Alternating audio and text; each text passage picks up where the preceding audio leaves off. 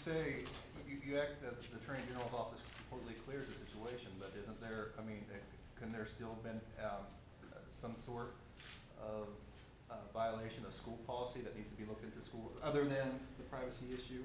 I mean, involving your daughter's case? Well, I think the Attorney General's letter speaks highly of that, and I'll stand by the Attorney General's letter that this case is closed concerning any actions that I've taken. Do you think the motivation behind this whole thing perhaps may have been somebody who wanted to sabotage your political future, maybe like a potential run for governor in the future? Why won't you find that out? Well, are you going to run for governor in the future? I'm not going to rule that out. I haven't crossed that bridge yet, and I will take a strong look at that. I plan to take a strong look at that. But do you think that somebody, I mean, I'm asking you, yeah, I could find out, but I want to know what you think. Is somebody trying to derail that for you? Well, as I said, I'd like to know who violated my daughter's privacy and whom, for what reason. Why? I mean, I don't think there's ever been a case in the state of West Virginia that I can ever recall, maybe you all can recall, that any student's privacy was ever violated to this level. John, do you believe that what happened at WVU contributed to the amount of publicity that this received? Well, I think it probably don't drive it, yes. But, I don't know. I think that's a possibility. Mr. Perdue, any plans on your end to file any type of a lawsuit or anything against Marshall University or any parties involved in regards to the violation of privacy? I haven't crossed that bridge yet, and, we're not ruling out anything at this time. Sir, going back to Walt's question, though there is apparently legal clarity, do you feel that there was any potential impropriety or things that you could have done that would have seemed improper, and that you wish you had not done, you or your wife? No, I think I would still be involved in my child's decision of changing major. It's something she had talked to us about, and I would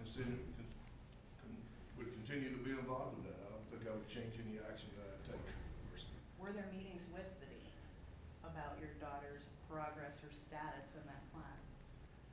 I had no meetings with the dean except one. Your wife, did she have meetings with the dean? I don't recall all her action. I don't know for sure if she met with the dean concerning the class or the instructor. I forget which one she met with. But I want to reemphasize that education is important in a child's life. It's the future of the child. And parents' actions, involvement is very important in today's society. And I hope parents will continue to be involved in their children's education, because I think West Virginia's future depends on it. Do you think that university officials had trouble separating John Perdue, the dad, from John Perdue, the treasurer and influential state political leader? Well, I'm sure that anytime there's a elected official or someone of high visibility, that's always a difficult decision. But I can't answer for Marshall University. They'd have to answer that question. I don't feel at the time, at the one meeting I had, that was a problem.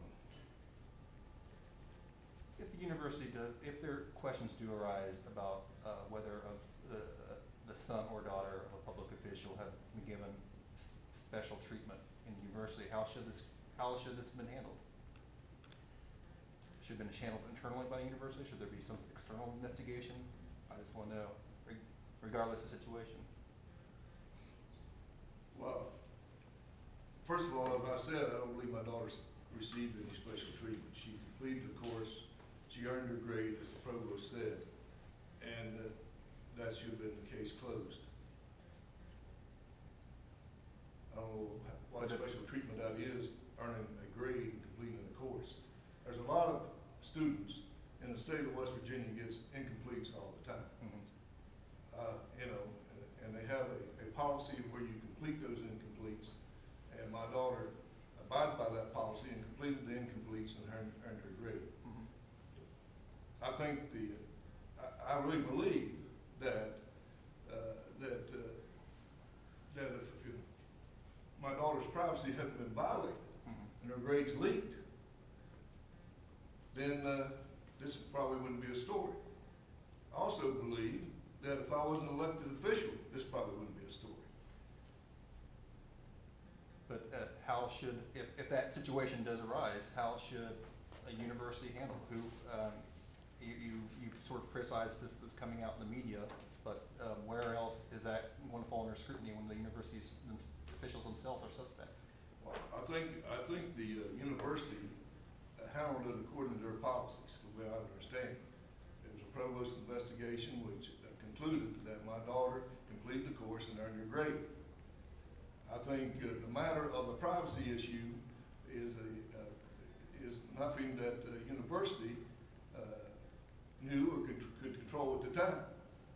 I think, and I commend the university for wanting to take a strong look to find out how a student's privacy was violated, whether it's my daughter or anyone other daughter or son or in this state. I hope this never occurs again to where one's grades are leaked to the press and should never be.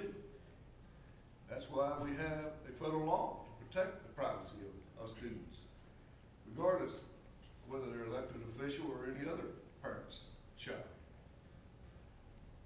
Mr. Perdue, you talk about your daughter receiving fair treatment, but they're receiving fair treatment and not getting special treatment from the university. But there are students and professors that would argue that it is special treatment when a dean takes over supervision of a student, that that's not a common practice at the university. What are your thoughts about that? Well, I'm not here to argue the policies of other professors or what they think or someone else thinks. I follow, as far as I'm concerned, the provost said my daughter completed the class, earned her grade, and I think the case was closed. You know, when deans teach, and the premise of your question is that never happens or is extraordinarily unusual, I think you need to look at that more carefully. And I think that is exactly why we're here. This was a non-story the way it has rolled out. And you don't want public officials to be deterred from doing what any parent would do with their kids. I have 3 kids. I used to work up here. You don't want an environment where someone like John is afraid to go meet with a faculty member for fear that someone will think that you're asking for special treatment. In this case, it didn't happen. That's the point. Any other questions? At one point, sir, you said that you didn't recall whether your wife had any meetings with the dean, but a student, and I believe the professor, said that they did, and it was a rather unusual meeting where your wife arrived and disrupted and basically ended a class to have a meeting with the professor and the dean, and I believe your daughter.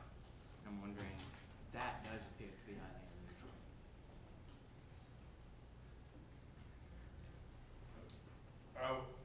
Let me say that